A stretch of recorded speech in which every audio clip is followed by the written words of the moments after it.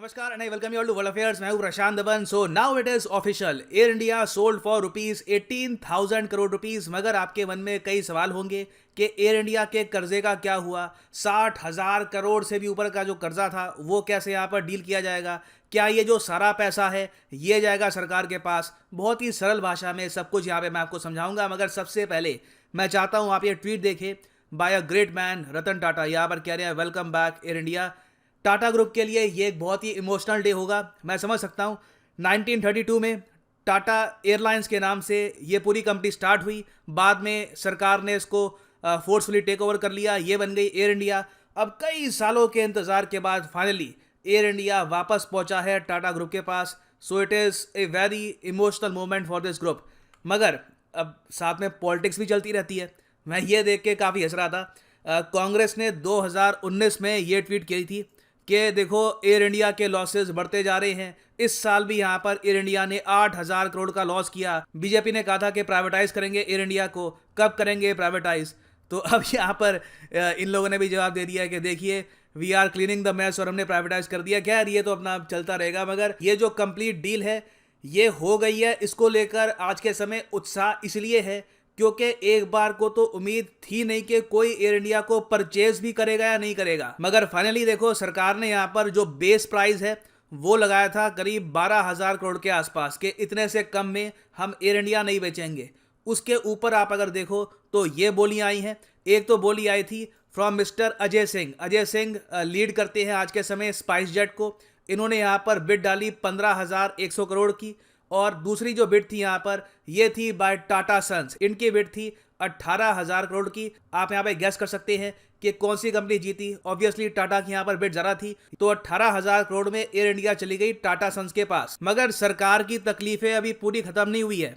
देखो air India पे जो टोटल कर्ज था ये 60,000 करोड़ से भी ऊपर तक पहुंच गया था. और ये एक ऐसी लॉस मेकिंग एयरलाइंस थी कि रोज 20 करोड़ का घाटा करती थी. तो ऑलरेडी कंपनी की सिचुएशन बहुत ज़रा खराब थी. अब देखो सरकार ने ये इसको बेचा तो है मगर ऐसा नहीं है कि सरकार को इसमें बहुत बड़ा प्रॉफिट हुआ है. उल्टा सरकार पे डेट अभी भी बना रहेगा. जो टोटल 18,000 करोड़ है ना इसमें से सरकार के पास जाएंगे सिर्फ 2,700 करोड़ रुपीस.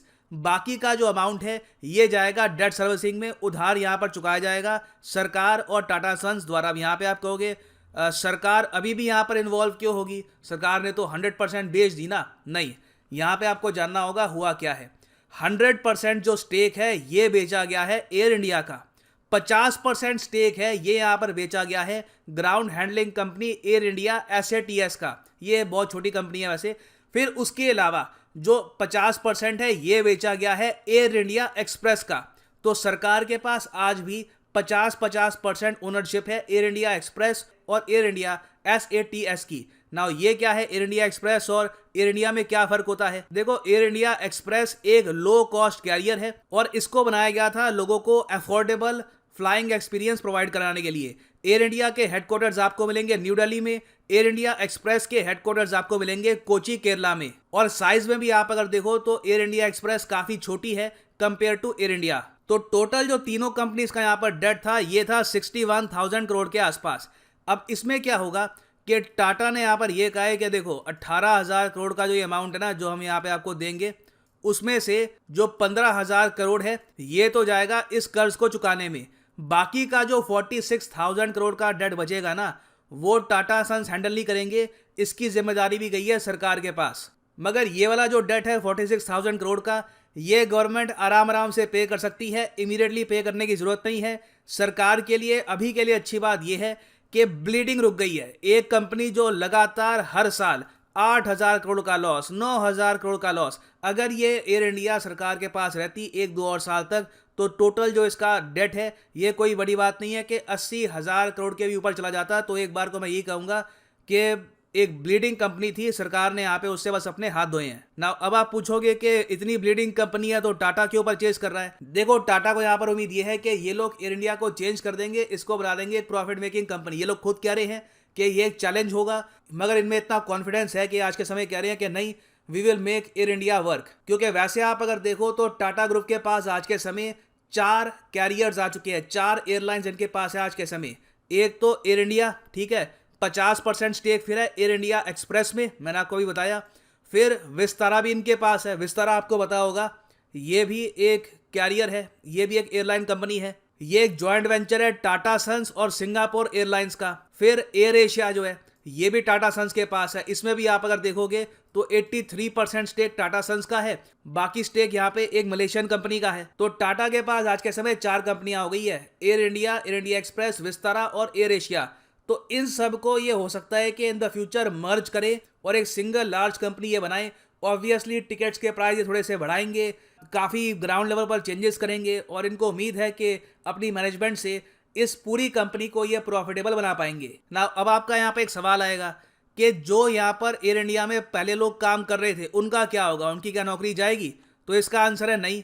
यहाँ पे क्लॉज डाली गई है कि 1 साल तक किसी की नौकरी नहीं जाएगी। 1 साल के बाद अगर टाटा सन्स को लगता है कि कुछ चेंजेस करने पड़ेंगे, कुछ पायलट्स, कुछ यहाँ पे जो मैनेजमेंट के लोग हैं इनसे काम बन नहीं रहा, इनको ऑल टुगेदर चेंज करना पड़ेगा, तो यहाँ पे इनको VRS वॉलंटरी रिटायरमेंट की जो सुविधा है ये प्रोवाइड की जाएगी। लमसम अमाउंट इनको दिया जाएगा। उसके अलावा जो प्रोविडेंट फंड की सुविधा है और जो पोस्ट रिटायरमेंट मेडिकल बेनिफिट्स हैं ये सब भी यहाँ पर कंपनी प्रोवाइड करेगी। तो एम्प्लॉयज को कवर करने की यहाँ पर कोशिश करी गई है। और एम्प्लॉयज ही नहीं, जो एयर इंडिया का नाम है इसको भी यहाँ पर प्रॉपरली कवर किया गया है। सरकार ने यहाँ पे इंश्योर किया है कि एयर इंडिया और एयर इंडिया के जो वेरियस लोगो हैं आज के समय, जो सरकार ने ओवर द ईयर्स खुद क्रिएट किए हैं मार्केटिंग टीम से, ये लोगो सरकार ने कहा है कि 5 साल तक आप किसी भी कंपनी को ट्रांसफर नहीं करोगे। और 5 साल के बाद भी अगर मान लो कि आपको एयर इंडिया को कल को सेल करना है, किसी और कंपनी को ट्रांसफर करना है किसी और कंपनी को, तो आपको इंश्योर करना होगा कि उस कंपनी में 51% जो स्टेक है वो इंडियन का होना चाहिए। बेसिकली सरकार ये नहीं चाहती कल को कि कोई चाइनीज़ कंपनी आकर एयर इंडिया परचेज कर ले और फिर हमको दिखे कि एयर इंडिया अब चाइनीज़ कोई कंपनी ओन करती है, तो वो खराब दिखेगा। एयर इंडिया एक बहुत ही बड़ा ब्रांड है, तो ऑब्वियसली वी विल वांट कि ये ब्रांड हमेशा भारत के पास ही रहे। तो फ्यूचर में देखिए मोस्ट प्रॉब्ली यही होगा कि जो 4 एयरलाइन इनके पास आ चुकी है इसको या तो मर्ज करेंगे या फिर धीरे धीरे इसका मर्जर स्टार्ट होगा।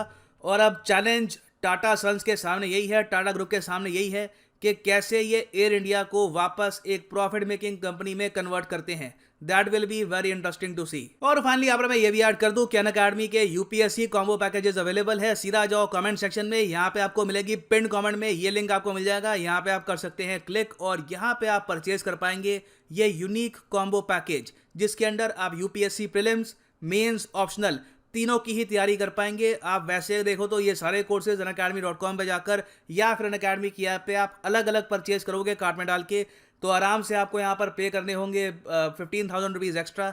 तो यहाँ पे आपकी सेविंग्स होती है। उसके अलावा एडिशनल डिस्काउंट आपको मिलेगा अगर आप यूज़ करते हैं यहाँ पे promo code PD10, the prices will just fall even more. तो आपके पास अगर टाइम है, आप 1-2 साल तक आराम से प्रॉपरली अटेंड करना चाहते हैं यूपीएससी एग्जाम को, तो आप परचेज कर सकते हैं ये course. But don't pay the price, use the code PD10 and save the money. So इसी नोट के साथ ये है यहाँ पर वीडियो का। Thank you for listening and as always God bless you.